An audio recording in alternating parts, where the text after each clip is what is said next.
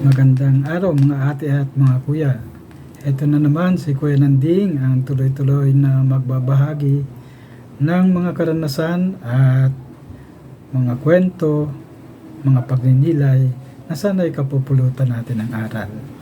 Ang ibabahagi ko ay tungkol sa unang sulat ni San Juan. At sa akin napakaganda nito. Pagbasa sa sulat ni San Juan. Isipin ninyo kung gaano kalaki ang pag-ibig sa atin ng Ama. Tinawag niya tayong mga anak ng Diyos at iyan ang totoo. Ang salita ng Diyos. Salamat sa Diyos. Habang pinagninilayan ko ang pagbasang ito, nakatawag pansin sa akin dito yung tuloy-tuloy na pag-ibig ng Diyos sa atin. Yung walang kupas, walang putol, at merong pangangatawan. Kaya ang bilang mga magulang, di ba napaka-saya natin na kapag tinawag natin yung anak natin, ang pakiramdam ng anak ay masaya. Ganon din naman tayo nung tayo ay mga bata pa, kapag tinawag tayo ng ating mga magulang, mga tatay o nanay, anak, kumusta ka na? Diba? Napaka-gaan sa pakiramdam. Sa pakiramdam natin ay napaka-lapit ng magulang sa anak. Kaya ganun na lamang ang pagninilay ko sa sulat na sa Ebanghelyong ito, na ang Diyos mismo ang nagsabi na anak, no? Gano'n na lamang ang pag-ibig niya sa akin. At doon sa pag-ibig na yan, nagbigay sa akin ng pagkakataon na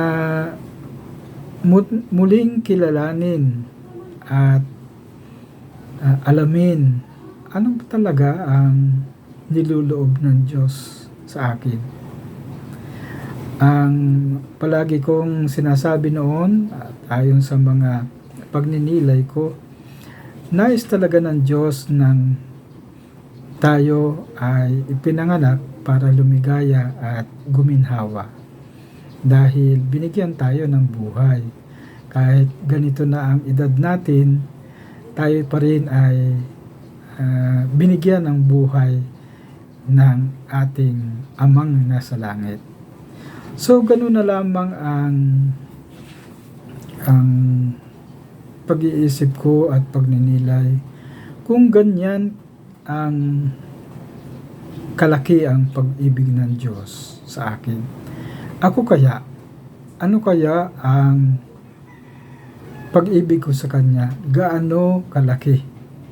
Sabi noon sa mga pagbasa, maging kasinlaki man lamang ng butil ng mustasa, ang pag-ibig natin sa Diyos ay sapat na.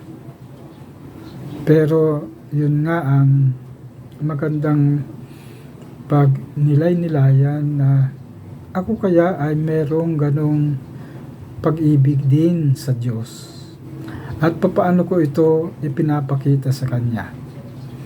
Siya ay tuloy-tuloy na nakikipag-ugnayan sa akin sa pamamagitan ng pagbabahagi ng Kanyang salita.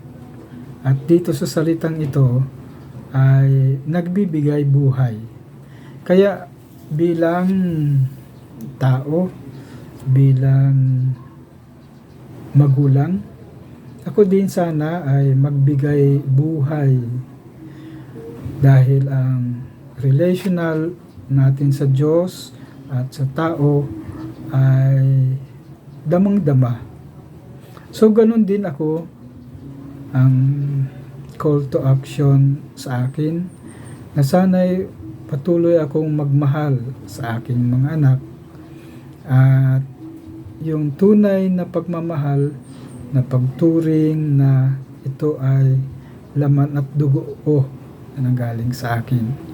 So ganun ang relational aspect ng Diyos, at ito rin ang gusto kong ibahagi sa aking mga anak, sa aking mga kaibigan, na kung saan ang pagtawag ng anak ay napakahalaga. Kaya sa bilang magulang, yung pagpapahalaga sa relational aspect natin dyan sa Diyos sa pamamagitan ng tuloy-tuloy ding panalangin at pakikipag-usap sa Kanya araw-araw. So ito po muna si Kuya Nanding, nagbabahagi at nagpapasalamat, at magandang araw sa ating lahat.